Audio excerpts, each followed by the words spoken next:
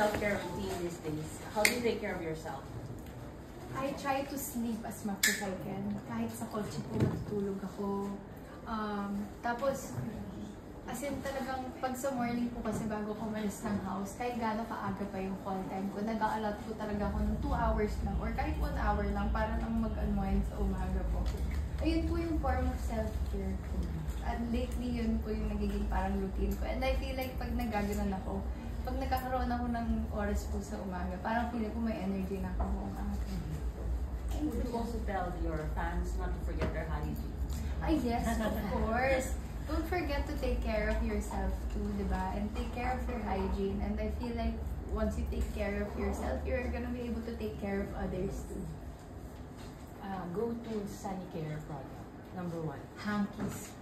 Hankies talaga ako. Ito siya, hankies. As in, lagi ko siyang bitbit. Kahit tanong niya po yung PA ko sa Ate Wela. Naging hankies po ang bitbit ko kasi super convenient niya. Tapos ang liit lang, tapos kasya kahit sa bulsa ko nga lang. So may emergency ako, kunyari, hoy may dumi ako sa mukha or medyo oily ako na hankies. Ayun, hankies. And yung Meet and Buy, more than 30 million na yung yes! Returns niya. So, 33 million. How are you? Yeah, 33 million to be exact. How do Hindi you ako feel? makapaniwala.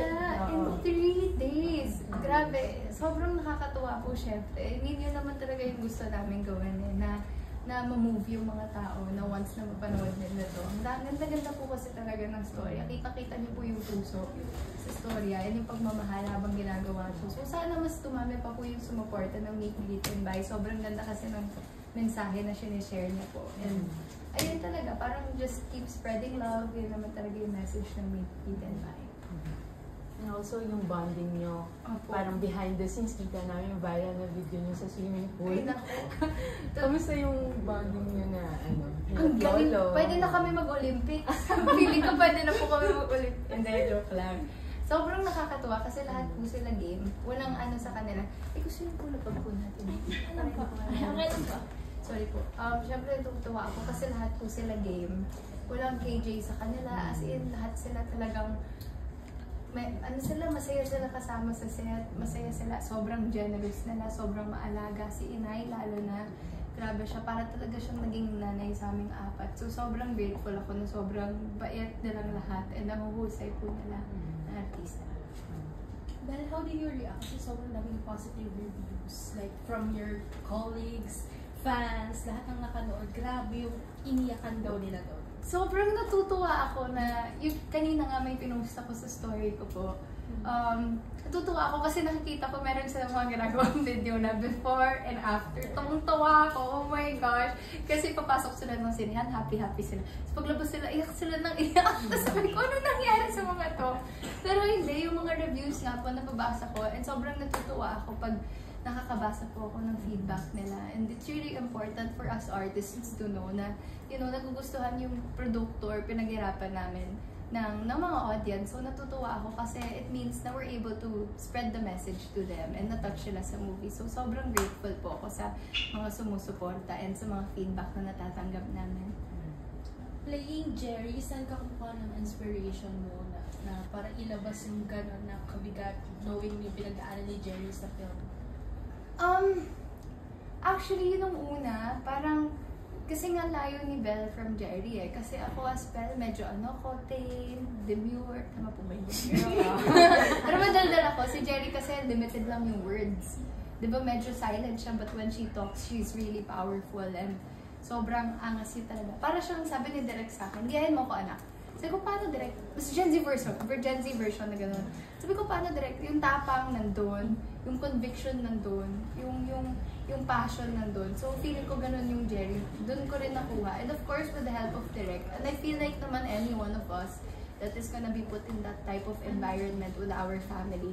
Siyempre, mahihirapan tayo bilang anak o apo. Siyempre, mahihirapan tayo na isa sa pamilya natin nagsasuffer, diba? So, talagang tulong-tulungan po siya sa aming doon sa set. Sina Papa P, Joshua, JK, and I. Sobrang grabe po yung support namin dun sa isa't isa. And you can just really feel the genuine love from each other.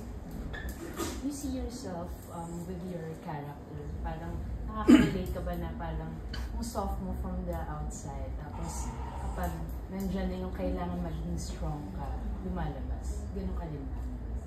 Opo, minsan may mga oras na kailangan labanan yung fears mo. May mga ganun din po instances. Let's say, hindi naman natin maiwasan, tao lang din po ako. Minsan na-overwhelm po talaga ako. So, minsan kahit kailangan kong humarap, pero hiyang-hiya ako.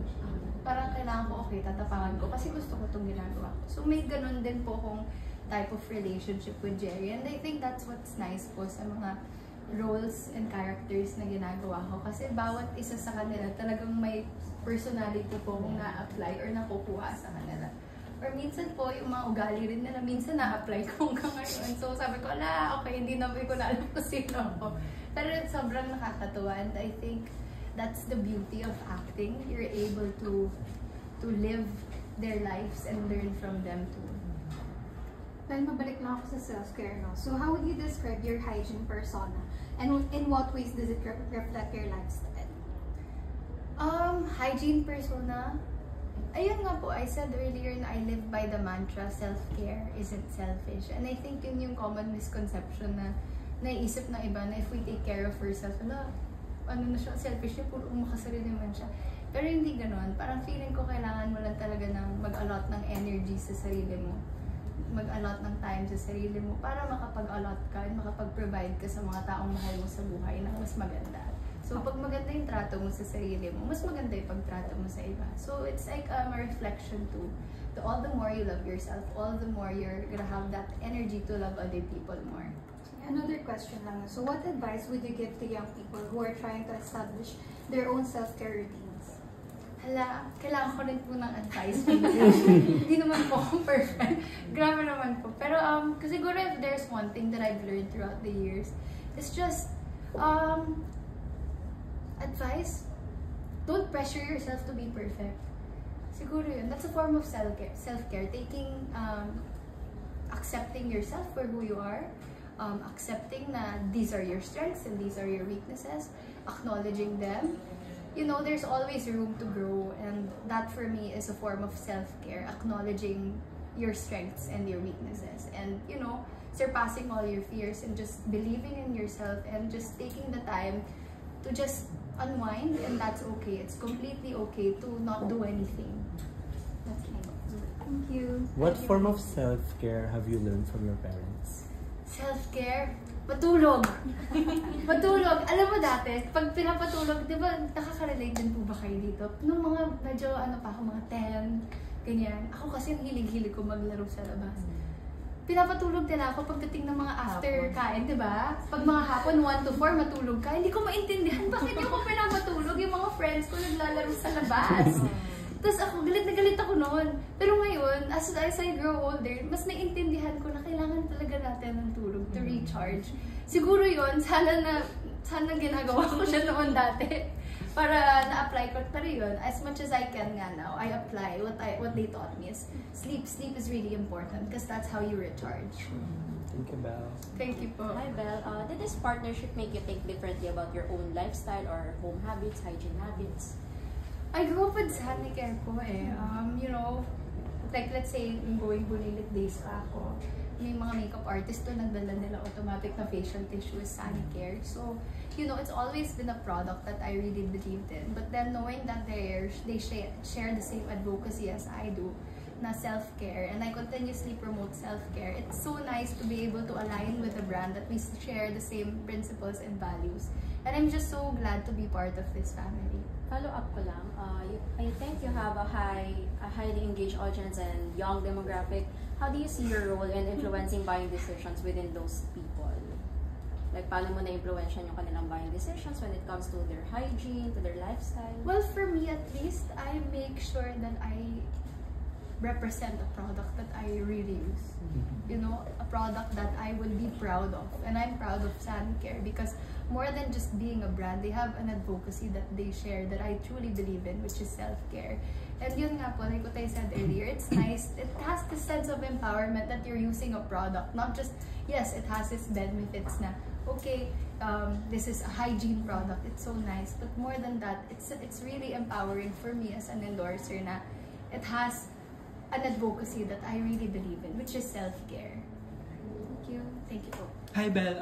Ang perfect ng endorsement na to kasi nakakaiyak ang meet, greet, and buy. Ay, totoo po yan. So, I think it's the perfect opportunity. Kasi nung nagsini kami, hindi na talaga namin pinigilan yung luha.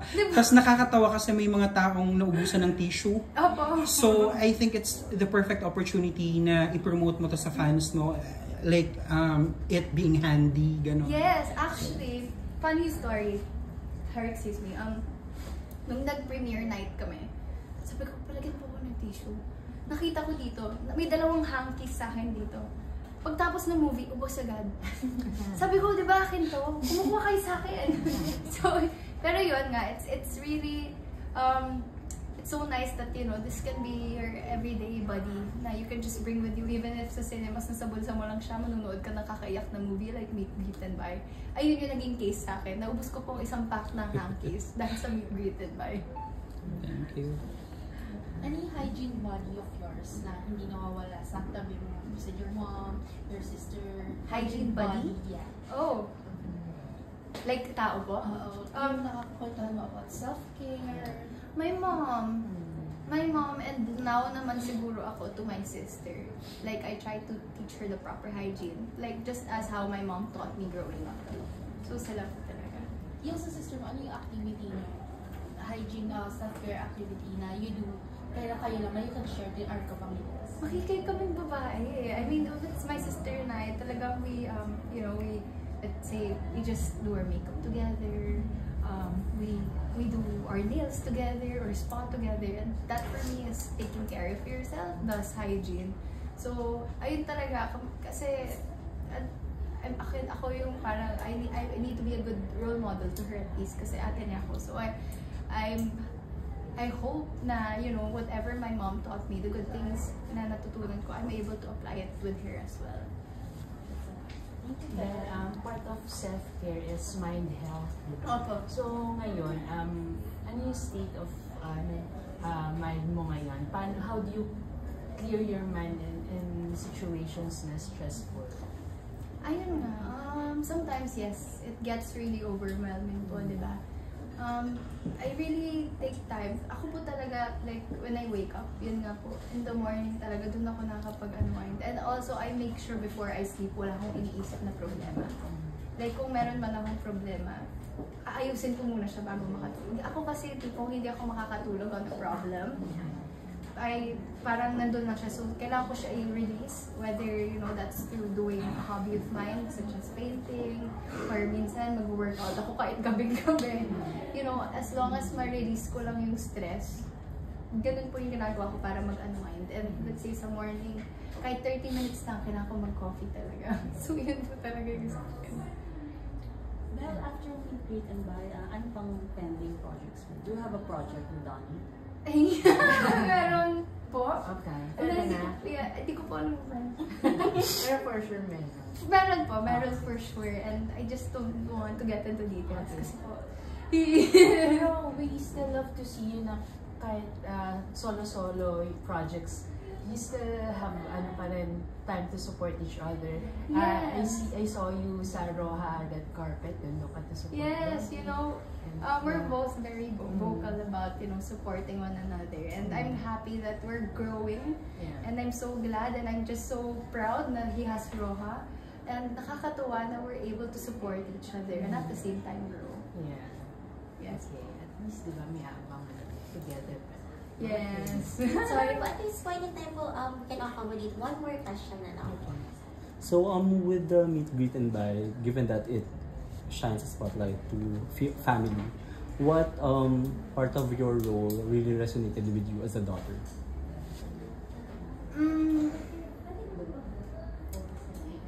Since, as a daughter, just to take care of my mom, I mean, that's how I resonated. Belle and Jerry is so far from each other kasi, but I feel like the similarity that I have with her is we're both really family-oriented and mama's girl. You know, I grew up with my mom. I'm so close with my mom and I consider her as my best friend. And si Jerry din, ganun din siya kay mama baby niya. So, siguro yun yung nakapag-resonate, yung pag-alaga namin and the care we show for our mom, you know.